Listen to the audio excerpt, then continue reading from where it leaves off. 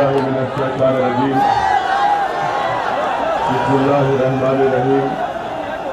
अस्सलामु अलैकुम व रहमतुल्लाहि व बरकातुहू। नशीन पर तशरीफ फरमा उत्तर प्रदेश के मजलिस इत्तेहादुल मुस्लिमीन के सदर मोहतरम जनाब शौकत अली साहब, जौनपुर के जिला सदर इमरान बंटी साहब, जनरल सेक्रेटरी अखर साहब, नुमान नदवी साहब, अदील अलवी साहब, जावेद सिद्दीकी, शफीउद्दीन साहब, दिलराज बाबू एडवोकेट, अयाज अहमद, कमालुद्दीन साहब, माज साहब, नसीम अहमद साहब, राजेंद्र प्रसाद साहब, कामरान अहमद साहब, आसिफ शेख साहब,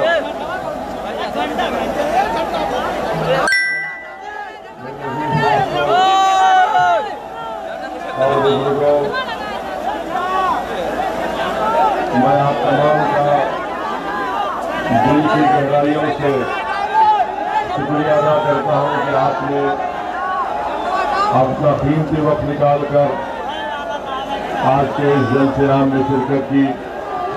मैं अल्लाह से सिर्फ दुआ कर सकता हूं कि अल्लाह सुब्हानहू व तआला आपके दिल में और मजलिस इत्तेहादुल मुस्लिमीन की मोहब्बत पैदा करे और इंशाअल्लाह ताला ये मोहब्बत हमको आने वाले असेंबली इंतखाबात में आपके वोट और दुआओं से मजलिस के उम्मीदवारों को कामयाब करके उत्तर प्रदेश की सियासत में हम एक तारीख को रकम करेंगे और इंशाअल्लाह ताला आपका इत्तेहाद, आपका ये मोहब्बत, आपका ये जज्बा इंशाअल्लाह ताला जरूर उत्तर प्रदेश की मजलूम कौम के लिए एक नई तारीख रकम करेगा। मेरे अजीज दोस्तों और बुजुर्गों, जो हजरात यहाँ पर सामने है, मेरी आपसे गुजारिश है कि थोड़ी देर के लिए खामोश ठहर जाइए। थोड़ी देर के लिए मैं आपके जज्बे को सलाम करता हूँ। जरा खामोश हो जाइए और आराम से थोड़ी देर के लिए हमारी बात को सुन लीजिए। मेरे अजीज दोस्तों और बुजुर्गों, मजलिस इत्तेहादुल मुस्लिमीन उत्तर प्रदेश के विधानसभा में, जैसा कि अभी शौकत साहब ने, हमारे सदर ने ऐलान किया कि मजलिस इत्तेहादुल मुस्लिमीन इस आने वाले असेंबली और विधानसभा के इंतखाबात में पूरी ताकत और पूरी संगठन की तैयारी के साथ इस इलेक्शन में हिस्सा ले रही है। मेरे अजीज दोस्तों, मेरे अजीज दोस्तों और बुजुर्गों, मैं आपसे बताने आया हूं कि उत्तर प्रदेश में कितनी बड़ी तादाद में मुस्लिम अक़लियत रहती है और आपके पास अपनी कोई सियासी ताकत नहीं है, आपके पास अपनी कोई लीडरशिप नहीं है, आपके पास अपने कोई वोटों से मुंतखब शुदा नुमाइंदे नहीं है। उत्तर प्रदेश की सियासत की कल हकीकत यह है कि उत्तर प्रदेश में हर समाज के पास उनकी एक सियासी ताकत है, उनके लीडर है, उनका नेता है। इसीलिए उनके मसाइल को, उनकी तकालीफ को सुना जाता है और उनसे नाइंसाफियों को खत्म करने के लिए सरकार किसी की हो, चाहे भाजपा की हो, समाजवादी की हो या बीएसपी की हो, उन समाज से इंसाफ किया जाता है। आप इस बात का अंदाजा लगा लीजिए कि इतनी बड़ी तादाद में उत्तर प्रदेश में मुसलमान बसते हैं और इतनी बड़ी तादाद में रहने के बावजूद भी मुसलमानों से इंसाफ नहीं किया जाता। मुसलमानों से इंसाफ इसलिए नहीं किया जाता क्योंकि उत्तर प्रदेश के मुसलमानों का ये जानते हैं कि आज इन मुसलमानों के पास इनकी लीडरशिप नहीं है, इनके वोट से मुंतखब शुदा इनके नुमाइंदे नहीं है। इसीलिए ये तमाम नाइंसाफियों का सिलसिला चलता रहता है। मेरे अजीज दोस्तों और बुजुर्गों, मेरे गयूर नौजवान साथियों, मैं आपको ये पैगाम देने आया हूं कि आने वाले असेंबली इंतखाबात में आपको मुत्तहिद होकर अपने एक वोट का सही इस्तेमाल करना है। आपको डरने और घबराने की जरूरत नहीं है।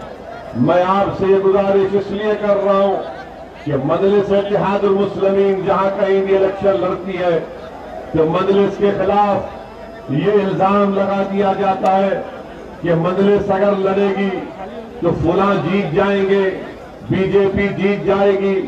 अगर मुसलमान मजलिस को वोट देगा तो इससे दूसरी पार्टियों का फायदा होगा। मैं आपको ये बताने आया हूं कि आपने 60 साल हर उस पार्टी का साथ दिया जिसने आपसे वादा किया था कि वो आपकी जान की तहफ़्फ़ुज़ करेगी, वो हमारे मस्जिद की हिफाजत करेगी, वो हमारे नौजवान बच्चों का एक मुस्तकबिल रोशन करेगी। मगर आज आप देखते हैं कि 60 साल हालत मजबूरी में आपने इन तमाम सियासी पार्टियों का साथ दिया, मगर नतीजा क्या निकला? नतीजा ये निकला कि आज हम गरीबी और कसमपुरसी हमारा मुकद्दर बनकर रह गया। नतीजा ये निकला कि हमारे मासूम बच्चे और बच्चियों के लिए स्कूल नहीं मिलता। नतीजा ये निकलता है कि हमारे गांव और हमारे महल्ले जात में कोई तरक्याती काम नहीं किए जाते। नतीजा ये निकला कि हमारा नौजवानों को उनकी जवानी जेल में डालकर उनके मुकद्दर को, उनकी जवानी को बर्बाद कर दिया गया। मेरे अजीज दोस्तों और बुजुर्गों, इस हालात को, इन हालात को बदलना है और उसको बदलने का एक ही तरीका है कि आप मुत्तहिद हो जाइए और मुत्तहिदा अपने वोट का इस्तेमाल करिए। डरने और घबराने की जरूरत नहीं है। 2019 के लोकसभा के चुनाव में समाजवादी और बसपा मिलकर लड़े। आपने बड़ी तादाद में उत्तर प्रदेश के 75% मुसलमानों ने बीएसपी और सपा को वोट दिया, मगर उसके बावजूद भी आप देखते हैं कि सिर्फ 15 इनके उम्मीदवार कामयाब होकर लोकसभा में सांसद बनकर जाते हैं।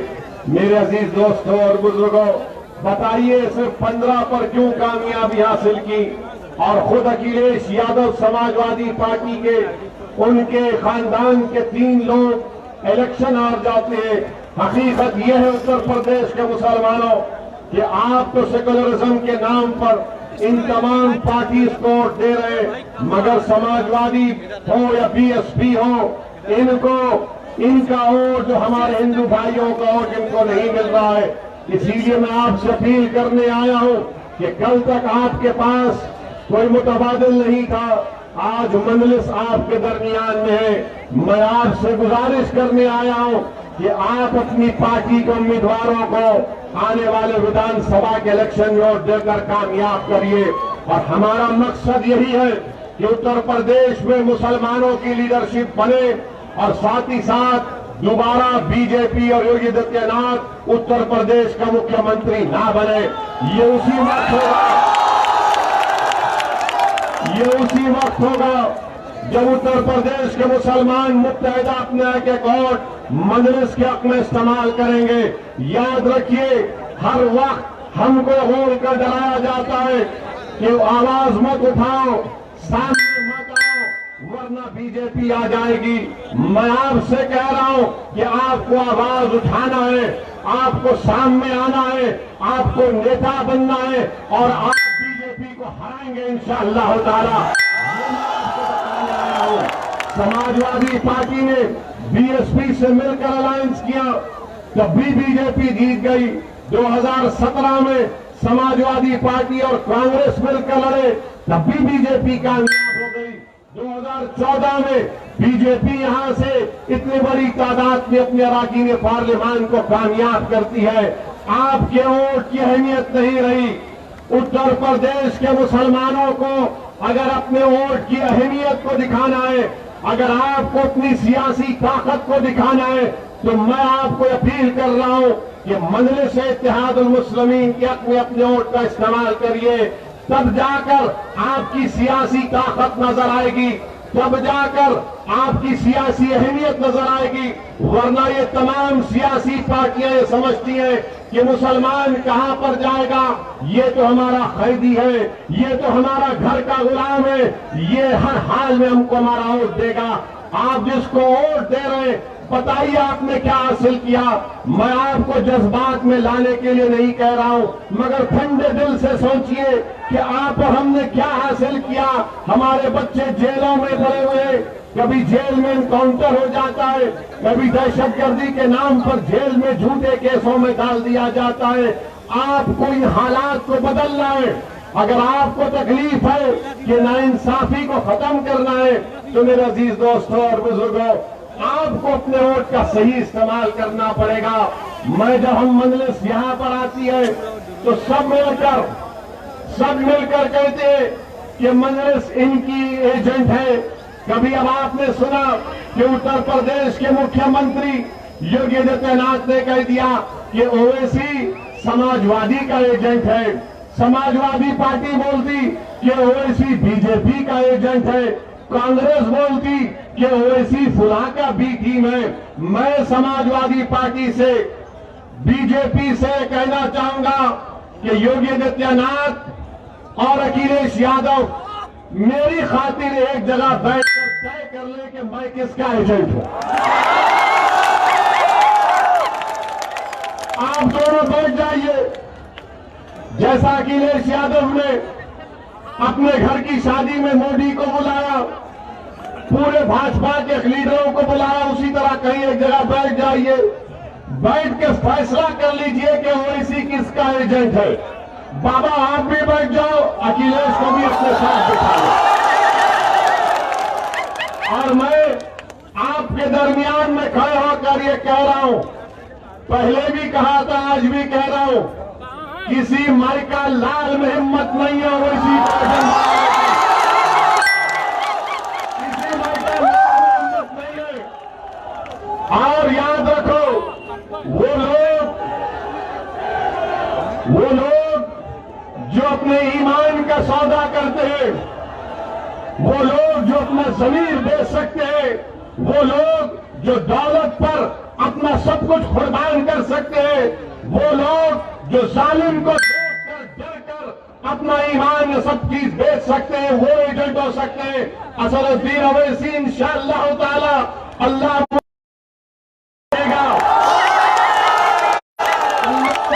जब तक जिंदा रखेगा, ना जालिम के आगे सर झुकाऊंगा, बल्कि मेरा ईमान कमजोर है, मैं जालिम के सामने इंसाफ की बात करूंगा। पूरी दुनिया की बात इंशाअल्लाह ताला, और पूरे भारत में अगर किसी को किसी से मोहब्बत है, यानी मैं लैला हूं, ये तमाम मेरे मजदूर है, ये तमाम मेरे मजदूर है। किसी का नाम लिए अखिलेश के पेट का दर्द खत्म नहीं होता जब तक ओवैसी का नाम ले। और राहुल तो ओवैसी का नाम सुन के केरल को भाग गए। तो ये हम पर इल्जाम। अब सुनिए, अभी सुनने का टाइम, नारा आखिर में नारा लगाएंगे, अभी सुनने का वक्त है। आपने 2 दिन पहले सुना कि मुख्यमंत्री कह रहे कि मैं उत्तर से कह रहा हूं कि उत्तर प्रदेश के माहौल को खराब मत करो। उत्तर प्रदेश के मुख्यमंत्री ने कहा कि CAA के नाम पर माहौल को खराब मत करो। मैं मुख्यमंत्री जौनपुर से कह रहा हूं, जो उत्तर प्रदेश का माहौल है, मैं वही माहौल बयान करने आया हूं। और फिर उत्तर प्रदेश के मुख्यमंत्री, आप जान लीजिए कि जब चुनाव होंगे उत्तर प्रदेश की जनता आपको गोरखपुर में भिजा देगी, आप मुख्यमंत्री नहीं रहेंगे,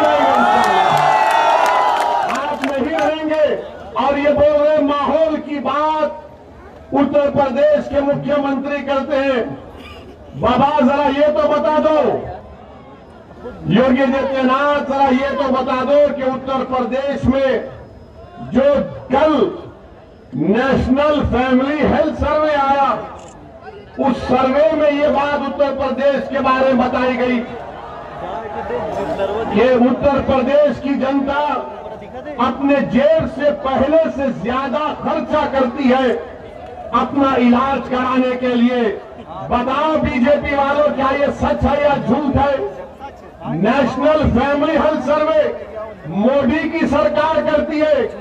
दिल्ली में मोदी कह रहे हैं कि उत्तर प्रदेश की जनता सेहत और अस्पताल जाने के लिए ज्यादा पैसे खर्चा करती है। मोदी की सरकार कह रही है कि उत्तर प्रदेश में बच्चों की पैदाइश बहुत कम हो गई, मगर योगी बोले मुसलमान बहुत पैदा कर रहे हैं। अब बताओ बीजेपी वालों, मोदी झूठ बोल रहे हैं या बाबा झूठ बोल रहे हैं?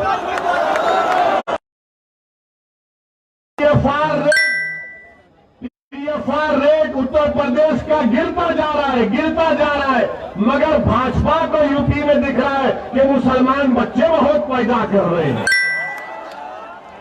ये मोदी की सरकार कहती है। तीसरा, सिर्फ 11% बच्चों को खाने को खाना मिलता है। कौन सी सरकार बीजेपी दे रही है? सिवाय ठोक दो, बुलडोजर चला दो, अरे इस तरह की बातें करने से कुछ हासिल नहीं होगा।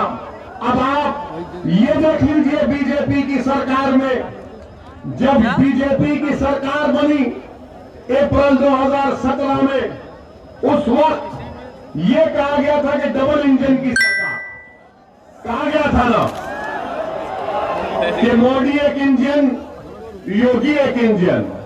अब नहीं मालूम बड़ा इंजन कौन सा था, छोटा कौन सा था। कहा गया डबल इंजन। अच्छा, डबल इंजन में क्या हुआ? उस वक्त 2017 में आप अंदाजा लगाइए कि इतने लोगों को जिनके पास नौकरी नहीं थी मगर नौकरी चाहते थे, उस वक्त 40 लाख थे 2017 में। अब अगस्त 2021 आते आते 56 लाख हो गया, यानी 16 लाख लोग नौकरी करना चाहते बढ़ गए। बताओ बीजेपी वालों, ये झूठ है या सच है? आप अंदाजा लगाइए। फिर उसके बाद 2017 में 38% लोगों के पास जॉब था। आज कितने लोगों के पास नौकरी है बताओ? उससे कम। हालात इतने खराब हो गए उत्तर प्रदेश में कि नौजवान चाहे किसी जात और बरादरी का हो, किसी मजहब का हो, उसके पास नौकरी नहीं है। मेरे अजीज दोस्तों और बुजुर्गों, जो असदुद्दीन ओवैसी पर इल्जाम लगाते हैं भड़काऊ भाषण का, सुनो एक और भड़काऊ भाषण अब तुम्हारे सामने कर रहा हूं। 4 साल पहले 25 और 29 साल के दरमियान मुझे नौजवान लड़के और लड़कियां थे, वो 8% अनएम्प्लॉयड थे, बेरोजगार थे 4 साल पहले। अब हम नवंबर 2021 में आपको मालूम कि जिनकी उम्र 25 और 29 साल है, कितने लोग उत्तर प्रदेश में बेरोजगार है? 15% नौजवान बेरोजगार, जो 25 और 29 साल के दरमियान उनके पास कोई नौकरी नहीं। और फिर जो 20 और 24 साल के, वो 2017 में 23%, 20 और 24 साल के उत्तर प्रदेश के नौजवान में नौकरी नहीं थी। आज वो बढ़ते बढ़ते 31% हो गया, 31% हो गया।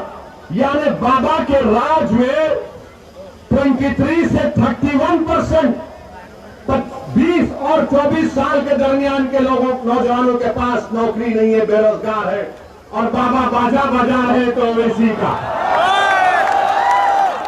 बाबा को ये नजर नहीं आता कि 20 और 24 साल के दरमियान में बच्चे 31% बेरोजगार है। मोदी को नजर नहीं आता कि 25 और 29 साल के दरमियान के नौजवानों में 15% बेरोजगार है, नौकरी नहीं है। इनको सिर्फ एक ही नजर आता, दाढ़ी जिसके चेहरे पे टोपी है, इसको दिखाते देखो ये है, ये है। बताओ ये झूठ है या सच है? बीजेपी वालों, तुमने नौकरियां नहीं दी। अच्छा, फिर इनको बड़ी मोहब्बत, भाजपा को बड़ी मोहब्बत मुस्लिम महिलाओं से। हम ट्रिपल तलाक का कानून लाए, हम मुसलमान महिलाओं से ऐसा करेंगे। अरे हम तुमसे पूछ रहे, तुम हमारे बहनों की फिक्र कर रहे, हमारी भाभी की भी तो फिक्र करो। हमारी भाभी कहां है? अब आप सुनिए महिलाओं के बारे में। जो महिला काम करना चाहती है उसके पास काम नहीं है। 48% उत्तर प्रदेश में महिला काम करना चाहती है, नौकरी नहीं है। इनसे पूछेंगे महिलाओं के बारे में तो बोलेंगे नहीं, वो लव जिहाद, मजहब तब्दीली का कानून। अरे महिला काम करना चाहती है, भाजपा वालों तुम्हारे पास इसका कोई जवाब नहीं है। और फिर मेरे अजीज दोस्तों और बुजुर्गों, क्या यहां पर ये आप देखिए मोदी जी ने कहा पूर्वांचल में हाईवे बना दिए, देखा ना? प्लेन उतारा ना, प्लेन उतारा ना। क्यों उतारा प्लेन? क्यों उतारा प्लेन मोदी जी ने? नहीं समझ में आया आपको? एक जोक सुना रहा हूं। क्योंकि ये तो हटो, ये बीच में क्यों आ रहे तुम लोग?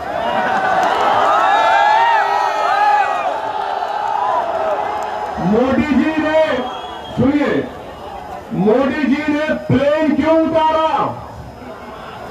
इसलिए उतारा कि उत्तर प्रदेश की जनता को बताने के लिए, सुनो, उत्तर प्रदेश की जनता को बताने के लिए कि भाइयों बहनों,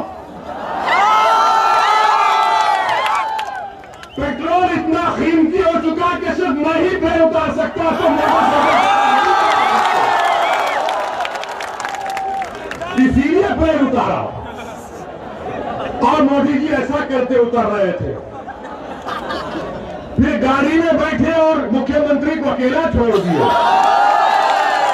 किसी उत्तर प्रदेश के शातिर नौजवान ने एक वीडियो बना दिया बाबा को दिखाते हुए कि अकेले अकेले कहां जा रहे हो। क्या पेट्रोल डीजल महंगा नहीं हुआ? क्या पेट्रोल डीजल महंगा नहीं हुआ? क्या सरसों का तेल महंगा नहीं हुआ? क्या गैस का सिलेंडर महंगा नहीं हुआ? महंगाई नहीं बढ़ रही है? क्या महंगाई नहीं बढ़ रही है? तो फिर तुम वोट किसको दोगे? तुम महंगाई को देख करके बीजेपी को वोट दोगे? तुम क्या पेट्रोल की डीजल की कीमत देखकर बीजेपी को वोट दोगे? तुम क्या गैस का सिलेंडर जो 1400 रुपये हो चुका है कि तुम बीजेपी को वोट दोगे?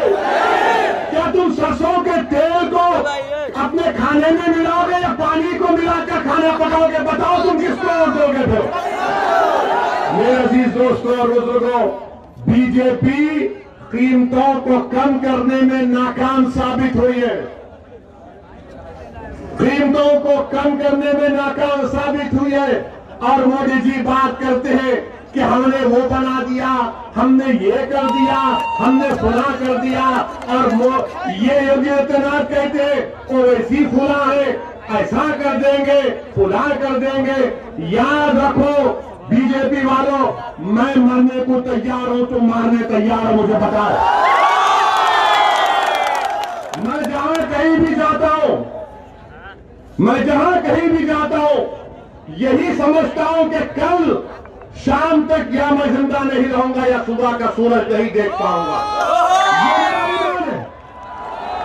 ये मेरा ईमान है। और अगर ये लोग समझ रहे कि हम मौत से डरते, नहीं डरते मौत से। हम मौत के बाद जो हिसाब होगा उससे डरते, मौत से नहीं डरते।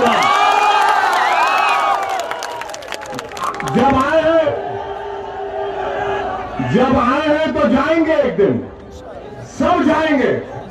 कोई यहां पर नहीं रहेगा, मगर हम अल्लाह से दुआ करते हैं कि या अल्लाह नरेंद्र मोदी को और योगी को अल्लाह 125 साल की उम्र दे, बोल आमीन।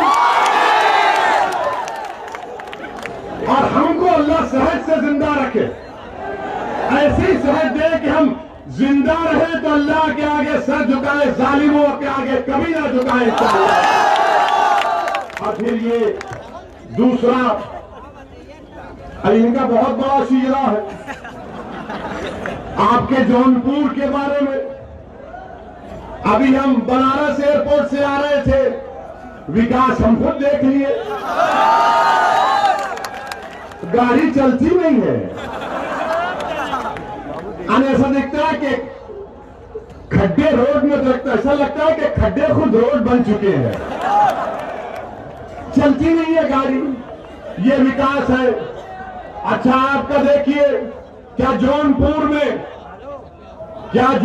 में जो किसान है उनकी खेतों का क्या हाल है? उनकी खेतों का हाल यह है कि किसान रात में नहीं सो पाता कि कहीं गाय ना चले जाए, कहीं भैंस ना चले जाए, कहीं जंगली सूअर ना चले जाए। पूरी खेत साफ कर देते, क्योंकि बीजेपी के दौर में किसान की खेत गाय भैंस जंगली सूअर खा सकते, अगर किसी को हाथ लगाए तो उसकी इज्जत इंसान से ज्यादा। ये हो रहा है। और फिर जौनपुर में आपकी रोड है, एक जौनपुर सदर में जो रोड है 5.5 किलोमीटर की, अगस्त के महीने में यहां के सांसद भी आकर पत्थर लगाए कि मैंने करवाया, बीजेपी का एमएलए भी आकर लगवा दिया कि मैंने करवाया। आप फिर ये भी जानते हैं कि यहां पर रोड इतनी खराब है कि हड्डियों में दर्द होता है, फेफड़े खराब हो रहे धूल से, मगर बीजेपी बात करती है विकास की। कौन सा विकास की आप बात करते हैं? और पूरा जौनपुर जिले में डेंगू फैला हुआ है, इंसानों के फेफड़े उनके लंग्स खराब हो रहे हैं।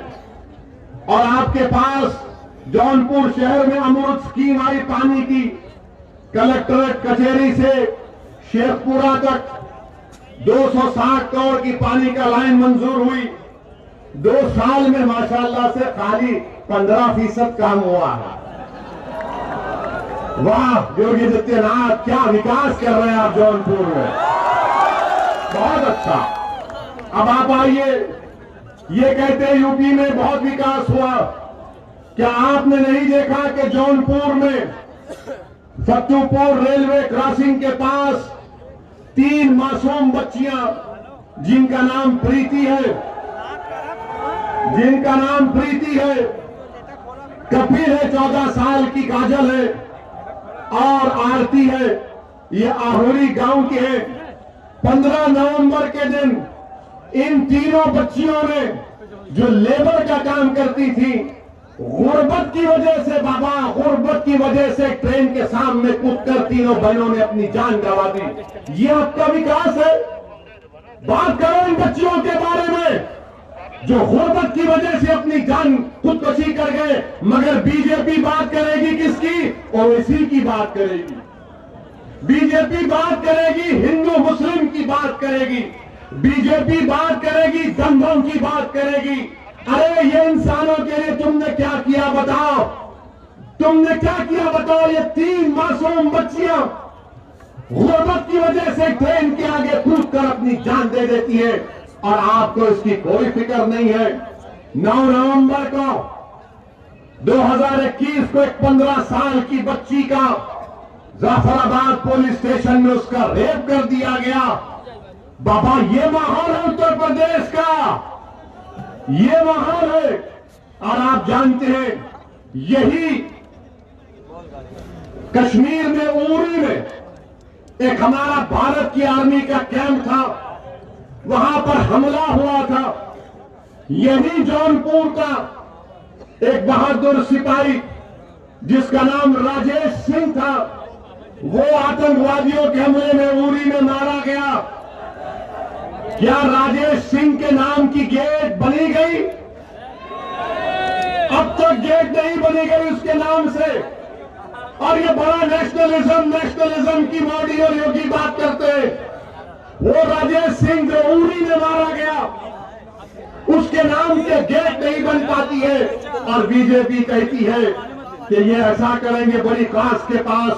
तो मेरे अजीज दोस्तों और बुजुर्गों, और फिर बीजेपी ये भी कहती है कि ओवैसी यहां पर आकर माहौल को खराब नहीं करना। मैंने क्या कहा था?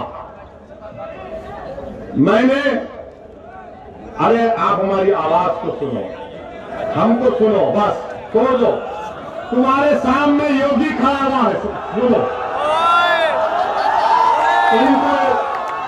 इनको इतराज है कि मीडिया के लोग बैठ जाए। मैं तुमसे क्या कह रहा हूं, मेरी बात सुनो। हमारे सामने योगी है, मोदी है, अखिलेश है, हमारे सामने आरएसएस है, विश्व हिंदू परिषद है, बजरंग दल है, सब है। मगर तुम्हारे दिलों तक अगर मेरी बात पहुंच गई तो वही काफी है। मुझे देखने की जरूरत नहीं है, अल्लाह हम सबको देख रहा है, हमको काम करना है मिलकर। क्या तुम मेरे साथ दोगे? क्या तुम हमारी आवाज को समझोगे? क्या तुम मिलकर लड़ेंगे इंशाअल्लाह?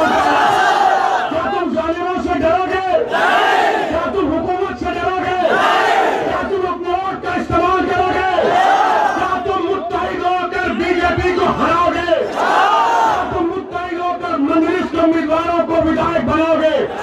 इंशाअल्लाह ताला पे होगा जरूर। तो हमको देखने की जरूरत नहीं है, अपने आप को देखो, अपने हाल को देखो, अपने घर को देखो, अपने बच्चों के स्कूल को देखो, उन जेलों को देखो जो उत्तर प्रदेश में आज मुसलमान 27% जेल में बैठे हैं।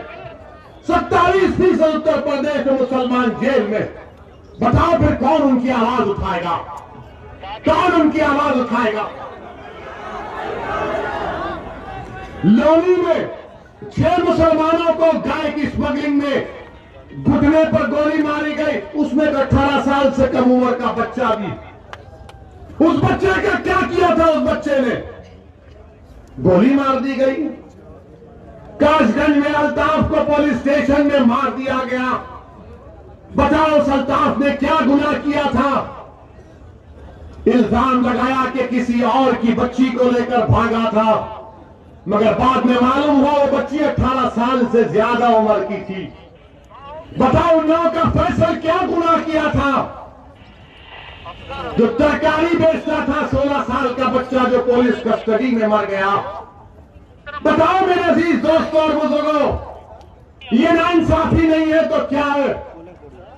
बताओ उत्तर प्रदेश के मुसलमानों में आपसे मुखातिब हूं, मैं आपसे शिकायत कर रहा हूं।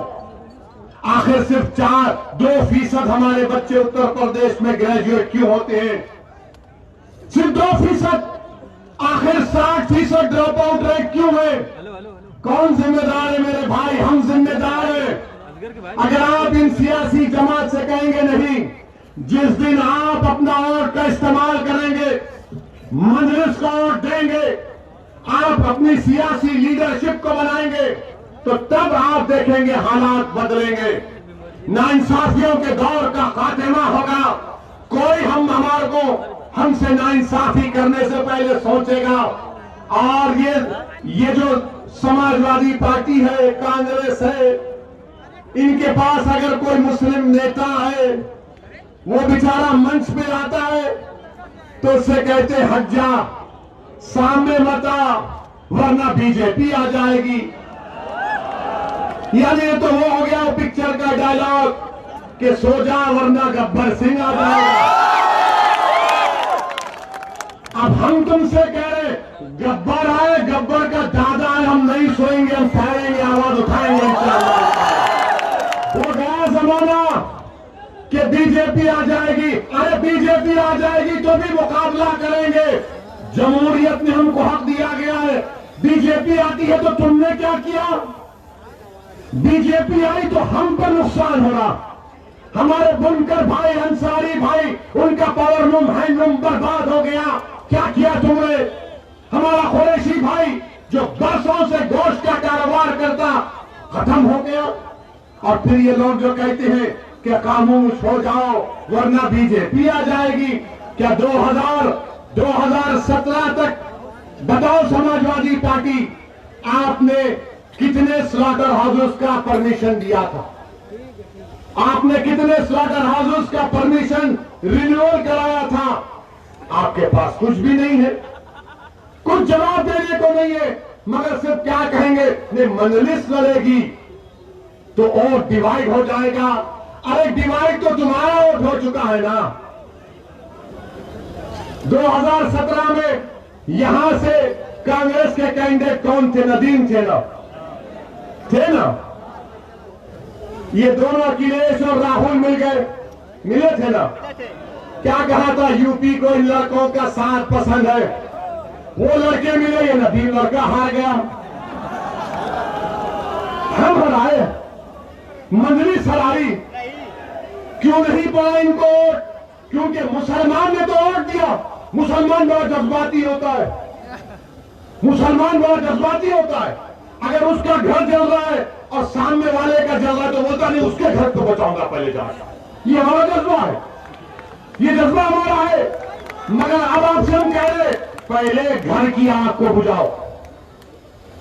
याद रखो मुसलमानों, अगर आप मस्जिद में नमाज पढ़ते हैं और मस्जिद में इमाम साहब गलती करते हैं तो मस्जिद के बाहर खड़े होकर किसी को हक हासिल नहीं है कि पुकार करके इमाम साहब आपने रुकू करना भूल गए। जो जमात में होगा, जो नमाज में होगा, वो ही बोलेगा इमाम साहब सुभान अल्लाह। इमाम साहब को तब समझ में आता कि हाँ गलती हुई है। हमारा हाल ये है कि हम दीवार के पास खड़े रहकर बोलेंगे नहीं मजलिस ये करना था, मजलिस वो करना था। प्यारे आ जाओ मजलिस में, मैं तुमको नेता बनाना चाहता हूं, तुम लीडर बनो। हम यहां पर नेता बनने नहीं आए, हम यहां पर नेता बनने नहीं आए। हम तो चाहते हैं, हमारी ख्वाहिश है, हमारी नीयत है, अल्लाह जानता है कि आप लीडर बने। हम आपके पीछे खड़े रहेंगे। मगर उत्तर प्रदेश में मुसलमानों की लीडरशिप बननी चाहिए। आप बनाएंगे नहीं बनाएंगे? आप लीडर बनेंगे मुसलमानों के नहीं बनेंगे? आप मुसलमानों के सिर पे सालार बनेंगे नहीं बनेंगे? आप मुसलमानों के कायद बनेंगे और बनेंगे इंशाअल्लाह ताला। आप मुकद्दर के फैसले करेंगे। याद रखो, जिस दिन आप उत्तर प्रदेश में मुसलमानों की क़यादत को बनाएंगे, कोई उत्तर प्रदेश के सियासी फैसले तुम्हारी आवाज के बगैर तुम्हारे से पूछ कर नहीं किए जाएंगे। आज क्या हो रहा है कि आज हमारी कोई अहमियत नहीं है, आज हमारी कोई अहमियत नहीं है। मुख्यमंत्री के बारे में कह रहा था, मुख्यमंत्री ने कहा मेरी तकरीर हुई थी हमारी, उसमें हमने CAA का जिक्र किया था। CAA का कानून याद है ना? हमने ये कहा था, अब फिर कह रहे योगी आदित्यनाथ, आप भी सुन लो। अगर आपके यहां पर LIO के लोग हैं तो इस हमारी तकरीर के इस हिस्से को रिकॉर्ड करके मुख्यमंत्री को जरूर सुनाना, जरूर सुनाना। हमने कहा बहुत है हमारे, ये भी हमारे मजनू बहुत है, ये भी हमारे मजनू है, बहुत है। अब हमने क्या कहा था कि भारत में मजहब की बुनियाद पर अगर कोई कानून बनाया गया तो CAA था। इससे पहले मजहब की बुनियाद पर कोई कानून नहीं बना। हमने कहा कि ये भारत का संविधान जिसको बाबा साहेब अम्बेडकर ने बनाया, ये आर्टिकल 14 का वायलेशन है। मसावात की बात आर्टिकल 14 करता है, मजहब की बुनियाद पर कानून गलत था। हमने ये कहा, हमने ये भी कहा कि CAA को NPR NRC से जोड़कर देखना पड़ेगा।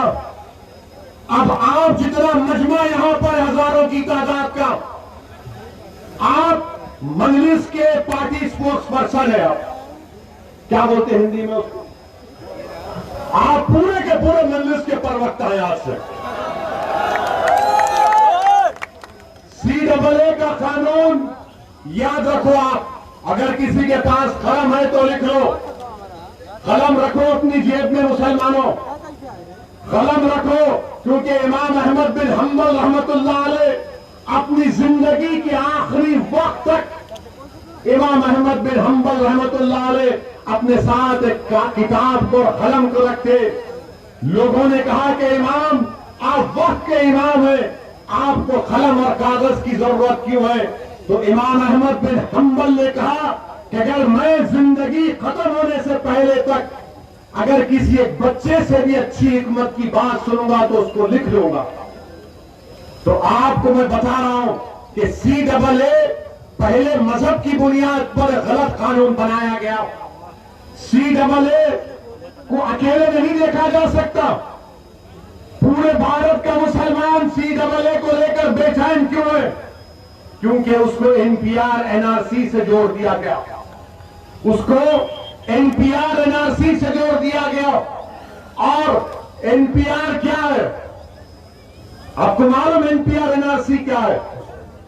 कल अगर सेंसस होगा उत्तर प्रदेश में तो सेंसस करने वाले आपके घर को आएंगे, आपका नाम, आपका मजहब, आपकी पासपोर्ट की कॉपी, आधार कार्ड, आप कहां पैदा हुए, वालिद वालदा कहां पैदा हुए, उनका कागज पूछेंगे और एक लिस्ट बनाकर तहसीलदार के दफ्तर में पहुंचा देंगे।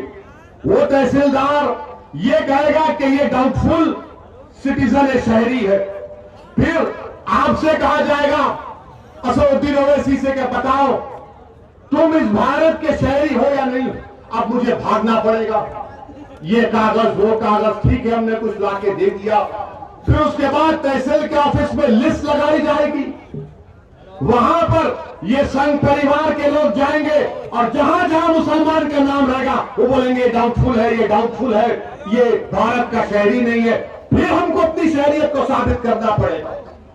ये NPR NRC है, इसके खिलाफ हमें। अब आप सवाल करेंगे कि असदुद्दीन ओवैसी ये तो हुआ नहीं, तो मैं आपसे कह रहा हूं ये आसाम में हो चुका है। क्या हुआ आसाम में? सुप्रीम कोर्ट ने करवाया, वहां पर 19 लाख के नाम नहीं आए, जिसमें से 3.5 लाख मुसलमान के नाम थे।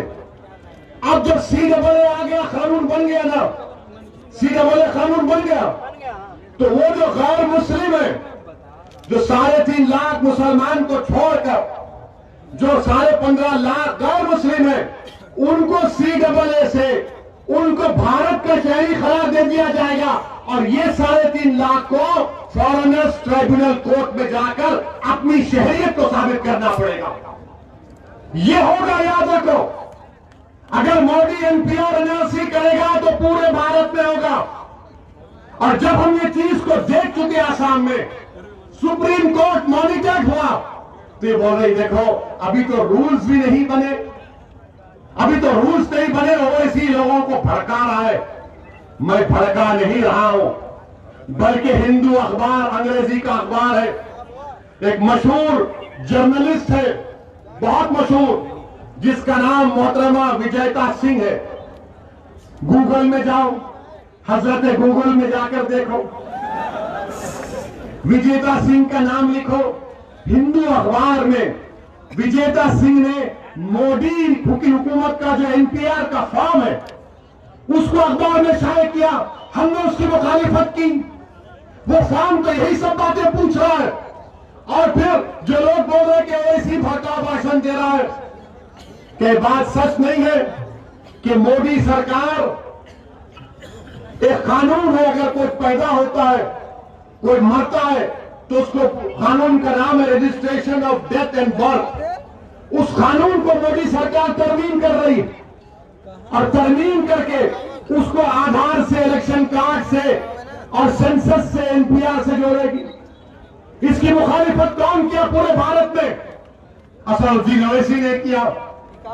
मरकजी हुकूमत ने आवाम से पूछा कि आप इस पर ऑब्जेक्शन है तो लिख कर दीजिए।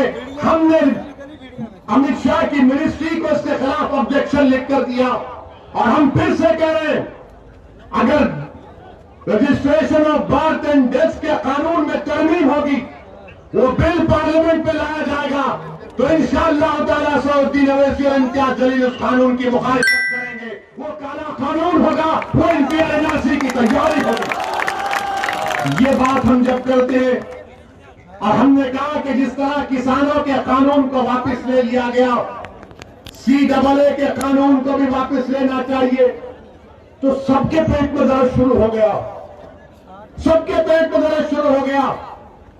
अरे राकेश, जब CAA NPR NRC आएगा तो हमारे को परेशानी होगी, तुमको परेशानी नहीं होगी, क्योंकि हम मुसलमान हैं। तुम्हारे लिए CAA इस्तेमाल हो जाएगा और हमारे लिए NPR NRC का इस्तेमाल होगा। मेरे अजीज दोस्तों और बुजुर्गों, मैं आपसे वादा कर रहा हूं कि अगर मरकजी हुकूमत NPR NRC के रूल्स बनाएगी, मजलिस एहतजाज करेगी, मजलिस प्रोटेस्ट करेगी। अगर CAA का कानून वापिस नहीं होगा, मैं फिर से कह रहा हूं, मेरा ये जमहूरी हक है। सुप्रीम कोर्ट ने कहा कि protest and dissent are part of democracy, यानी मुखालिफत और पुरअमन एहतजाज जमहूरियत का बुनियादी उसूल है। और बीजेपी नहीं चाहती कि एहतजाज हो, मोदी पसंद नहीं करते कि कोई उनके खिलाफ बात कहे। मैं आज जौनपुर से उन तमाम किसानों को सलाम करता हूं, उनको सलाम करता हूं जिन्होंने एहतजाज किया, तब से मस्त नहीं हुए। और जो लोग आज आकर मुझसे कह रहे हैं असदुद्दीन ओवैसी इस पर बात मत करो, तो किसानों के पास जाकर अगर किसी ने कहने की हिम्मत क्यों नहीं की कि सुप्रीम कोर्ट ने तो सस्पेंशन में कर दिया था ना किसान के कानून को, उनसे कहना था कि खामोश हो जाओ। अरे यहां तो कानून बन चुका है पार्लियामेंट में, मैं आसाम में देख चुका हूं क्या हो रहा है। हम कैसे खामोश बैठेंगे? हम खामोश नहीं बैठ सकते। नरेंद्र मोदी की सरकार को CAA के कानून को वापस लेना चाहिए, ये हमारा मुतालबा है। क्या आप सब इसकी तारीफ करते हैं? क्या CAA का कानून वापस होना चाहिए? क्या CAA का कानून वापस होना चाहिए? जिस तरह किसान कानून वापस हुआ, क्या जौनपुर की जनता CAA कानून की वापसी का मुतालबा करती है? तो जोर से नारा लगाइए, नारे तकबीर।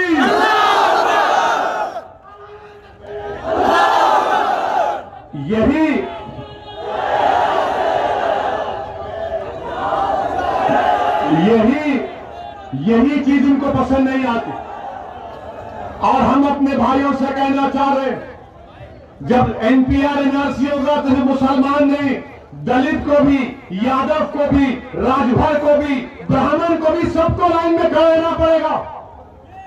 सबको लाइन में खड़ा कर देंगे मोदी जी, सबको लाइन में खड़ा कर देंगे। बोले कागज लाओ। मेरे अजीज दोस्तों और बुजुर्गों, इन अहम बात पर आपकी तवज्जो चाहता हूं और मैं आपसे वादा कर रहा हूं कि उत्तर प्रदेश के असेंबली इलेक्शन में आप मजलिस इत्तेहाद अल मुस्लिमीन के उम्मीदवारों को अपना विधायक और MLA बनाइए। ये विधायक जब जीत कर उत्तर प्रदेश की विधानसभा में जाएंगे, ये तमाम के तमाम एक आवाज में उत्तर प्रदेश की विधानसभा में खड़े होकर इस बात का मुतालबा करेंगे कि CAA का कानून वापस लेना चाहिए, NPR NRC के रूल्स नहीं बनने चाहिए। आप मजलिस को और दीजिए, मजलिस को कामयाब करिए। हमारा विधायक जीत कर जाएगा तो आपकी बात करेगा, जौनपुर की डेवलपमेंट की बात करेगा, उत्तर प्रदेश के मुसलमानों की इंसाफ की बात करेगा और तमाम मजलूम आवाम के इत्तेहाद की बात करेगा। मेरे अजीज दोस्तों और बुजुर्गों, हिम्मत और हौसले को बुलंद रखिए और याद रखिए कि जो लोग हमसे कह रहे हैं कि जाओ जाकर मोदी से कहो, उनसे कहो, अरे याद रखो तुमने दुनिया के सामने रोकर अपनी बेबसी का इजहार किया। हां, हम भी रोते हैं, मगर दुनिया के सामने नहीं, रब करीम के सामने सर झुकाकर हम रोते हैं कि या अल्लाह इस कौम को, तेरे हबीब की उम्मत को इस मुल्क में इज्जत से नवाज दे। हम अल्लाह के खौफ से रोते हैं, हम अल्लाह के खौफ से रोते हैं, रसूल रहमत सल्लल्लाहु अलैहि वसल्लम की मोहब्बत में रोते हैं। मगर मुसलमानों, जालिमों के आगे रोना नहीं, जालिमों के आगे रोना नहीं, अल्लाह के आगे सजदों में जाकर भीख मांगो, वहां पर आंसू टपकाओ। अरे ये लोग डरने वाले हैं, इसीलिए रोते हैं। हाँ, हम रोते हैं मगर अल्लाह के आगे रोते हैं, और अल्लाह हमारी बात को सुनने वाला है, अल्लाह हमारी बात को जानने वाला है। और उत्तर प्रदेश में इंशाअल्लाह ताला आपकी ये क़यादत उभरेगी। जब तक अल्लाह सुब्हानहू व तआला मजलिस इत्तेहादुल मुस्लिमीन को आबाद और शादाब रखेगा, हम आते रहेंगे। मेरी आपसे गुजारिश है कि विधानसभा के चुनाव में मजलिस के उम्मीदवार का निशान पतन है, पतन के निशान पर मोहर बटन दबाइए, अपनी पार्टी को कामयाब करिए। दूसरी मर्तबा जौनपुर को आया हूं और बार बार आता रहूंगा। अल्लाह आपके इस मोहब्बत को, इस जज्बे को सलामत रखे। आपका बहुत शुक्रिया। अस्सलाम वालेकुम व रहमतुल्लाहि व बरकातहू। नारे